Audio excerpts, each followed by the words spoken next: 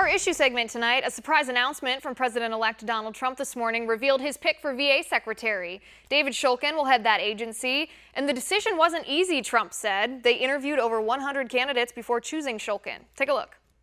I appointed today the head secretary of the Veterans Administration, David Shulkin, and we'll do a news release in a little while. I'll tell you about David. He's fantastic. He's fantastic. He will do a truly great job. One of the commitments I made is that we're going to straighten out the whole situation for our veterans. Our veterans have been treated horribly. They're waiting in line for 15, 16, 17 days. Joining me now, retired Brigadier General and author of Besieged, General A.J. Tata. General, good to see you. Good to see you, Liz. All right, General, this was somewhat of a surprise announcement this morning. I don't think anyone expected Donald Trump to do this, although this is a tactic he's used at another one of his press conferences where he says he's coming out to talk about one thing and then he ends up dropping information that's more interesting than the original topic. But David Shulkin for VA Secretary, in your opinion, is this a good pick? Yeah, I think so. You know, I don't know him personally, Liz, but I look at his background and, you know, a lot of people are initially up in arms that he's not a veteran. I think what you've got here is a hospital system that takes care of veterans. And so for me, the primary mission is to have a well-run hospital system that can efficiently and effectively care for our wounded and those that have come back from combat and need the care. And that is much better done, in my view, by someone who knows how to do that, has experience in it, and Shulkin's got a big background. The one question that I do have is, you know, he's in the organization now. Right. So is he part of the solution, or is he part of the problem, or is he too new, you know, a year or two into it to have really made effective change? So that's my one question right now. And then that's my skepticism. When I heard this, when I did some research into him, that was my one concern. I almost wanted to, you know, put this topic in this segment as almost in a devil's advocate perspective, if you will, because he was the Undersecretary for Health for the VA. And in my question, I guess, was, doesn't that mean he's already failed? Because none of what you described about the quality health care for veterans who've served our nation, none of that accurately describes what the VA is right now. Well, I mean, my first concern would be that Obama thought he was good enough to do the job. So there's judgment issues there. Secondly, here's a guy that you're right. You and I have talked about this before several times. What you need is somebody who's going to get on the ground, roll up his or her sleeves, and 24/7 cross the country, cross the world, not sleep, eat power bars, drink, you know, shakes, and go from hospital to hospital to hospital and work undeniably hard and harder than anybody, any other cabinet secretary. This guy should never be at a cabinet meeting. He should always be in a hospital. He should always be playing undercover boss.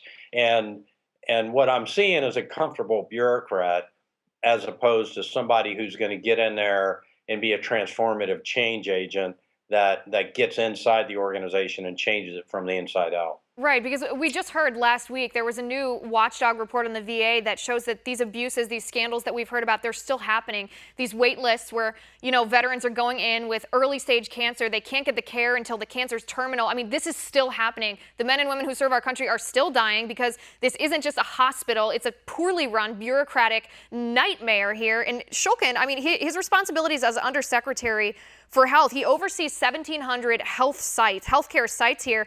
I mean, I certainly hope none of these had waiting lists.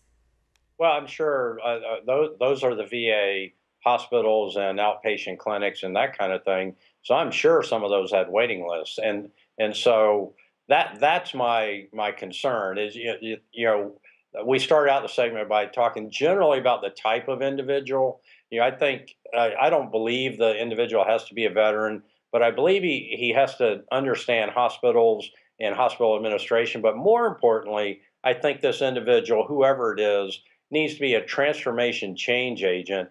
And that's really what you want, is somebody that's going to come in for $200,000 a year and flip this thing upside down and make it flat, organized, efficient, and take care of our men and women. Because Trump has it right. if we can't take care of our veterans, what kind of country are we? Right. That much. That is the underlying principle here. Right. If we can't take care of our veterans, then shame on us here. The interesting part of this, General, I don't know if this is positive or negative about it. I guess we'll see as his hearings come up.